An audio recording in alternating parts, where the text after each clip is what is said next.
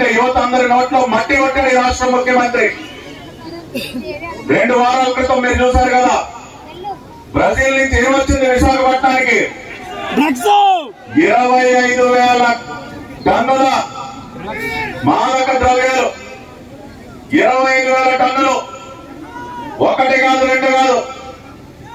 గతంలో ఉత్తరాంధ్ర ప్రాంతాల్లో అటువంటి నాకు కొండంత ధైర్యాన్ని ఇచ్చింది. మళ్ళీ నేను ఆలోచన చేశాను, మహిళలతో పెట్టాం, ఓన్లీ కుర్రవాళ్ళతో యూత్ తో మీటింగ్ ఏర్పడితే ఎలా ఉంటుందని చెప్పి ఆలోచన చేశాను. అదే సీఎం రమేష్ గారికి చెప్పాను, మా కుర్రవాళ్ళందరూ ఒకసారి పిలుస్తానండి, వాళ్ళ స్పందన కూడా చూద్దాం అని చెప్పి పిలిస్తే ఈవేళ నేను ఊహించిన దానికంటే ఎక్కువ మంది వచ్చి ఈవేళ మమ్మల్ని మీరు ఆశీర్వదిస్తున్నారంటే మీ అందరికీ కూడా మనస్ఫూర్తిగా ధన్యవాదాలు తెలుపుతామని చెప్పి ఈ సందర్భంలో మనం చేస్తున్నాను. సోదరులారా, మీ అందరికీ తెలిసి అందరూ బాగా చదువుకున్న వ్యక్తులే. ఇక్కడికి మీరు వచ్చిన దాంట్లో 198.9% మంది చదువుకున్న కుర్రవాళ్ళు ఉన్నారు. ఈ చదువుకున్న కుర్రవాళ్ళందరూ కూడా ఒక ఆలోచన చేయాలా. ఇలా పార్టీ గురించి మాట్లాడుతున్నప్పుడు ఏ పార్టీ సిద్ధాంతాలు బాగున్నాయి ఆలోచన చేయవలసిన అవసరం ఉంది. చంద్రబాబు గారి నాయకత్వంలో ఎన్నో కాలేజీలు పెట్టాం, ఇంజనీరింగ్ కాలేజీ పెట్టారు. నేను టెక్నికల్ ఎడ్యుకేషన్ మినిస్టర్ గా ఉన్నప్పుడు నర్సీపట్నంలో పాలిటెక్నికల్ కాలేజీ వచ్చిందంటే దానికి కారణం తెలుగుదేశం పార్టీ అని చెప్పి ఈ సందర్భంలో మనం చేస్తున్నాను. నాకు అత్యంత ఆప్తులు, నన్ను తన సొంత బిడ్డలాగా, ఒక కుటుంబ సభ్యుడిగా,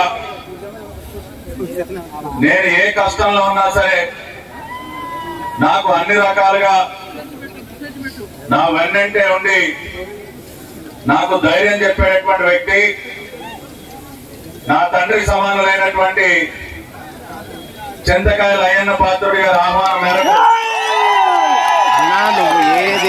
ఈ రోజున నర్సీపట్నంలో ఎంత ఘనంగా జరుగుతున్నటువంటి యువశక్తి భారీ బహిరంగ సభకు రావటం నిజంగా కూడా చాలా అదృష్టంగా భావిస్తా ఉన్నాను.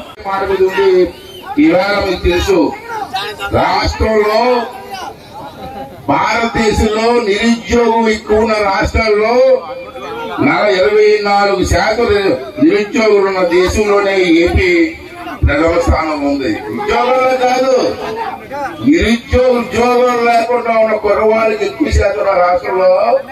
మన రాష్ట్రం ప్రథమ స్థానంలో ఉందామంటే ఈ పరిపాలన ఏ విధంగా ఉందో ఒక్కసారి జగన్ రెడ్డిలు ఆలోచించవలసినటువంటి అవసరం అని చెప్పి ఈ సందర్భంలో మనం చేస్తున్నాం.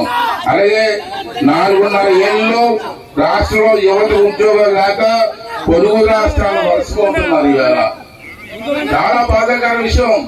ఇలా మంచిపోయిన జిల్లాలు తిరిగాను, డిగ్రీ చదువుకున్న కుర్రవాళ్ళు కూలి పనికి వెళ్తున్నారండి, ఉద్యోగాలు లేక. కూలి పనికి డిగ్రీ చదువుకున్న కుర్రవాళ్ళు, పాలిటెక్నిక్ చదువుకున్న కుర్రవాళ్ళు కూలి పనికి వెళ్తున్నారంటే ఈ రాష్ట్రంలో పరిపాలన ఎలా ఉందో ఒకసారి మీరు అంతా కూడా అర్థం చేసుకోవాలి. ఏబీ బులెటిన్ విశేషాలు. నమస్కారం.